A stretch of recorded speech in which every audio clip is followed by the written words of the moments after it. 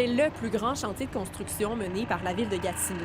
Au total, 143 millions de dollars sont injectés par la municipalité et Québec pour moderniser cette usine de production d'eau potable construite en 1984.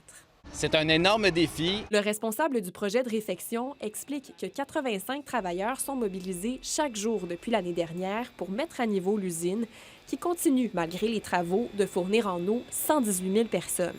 Le processus de traitement est complexe. À chaque étape, pompes, filtres et vannes devenus obsolètes doivent être changés.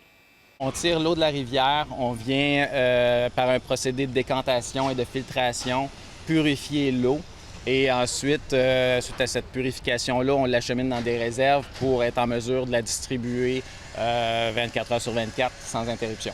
La plus grande amélioration à l'usine sera l'ajout de ce futur bâtiment de production d'ozone. C'est un système qui permettra d'améliorer la qualité de l'eau en éliminant plus de micro-organismes et de produits chimiques. C'est une excellente nouvelle pour nos infrastructures de base. C'est la dernière usine à être modernisée. La présidente du chantier sur les infrastructures de la ville explique que l'usine aura la possibilité d'utiliser une technique similaire à celle employée dans le secteur d'Elmer pour atténuer la problématique d'eau jaune vécue par certains résidents.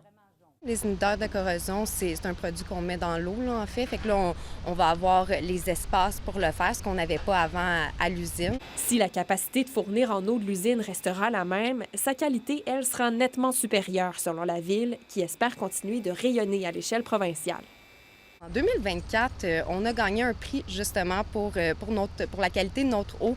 Donc, on est vraiment choyés là, à Gatineau. On a une bonne eau potable.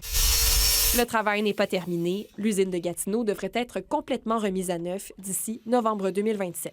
Ici Anne-Charlotte Carignan, Radio-Canada, Gatineau.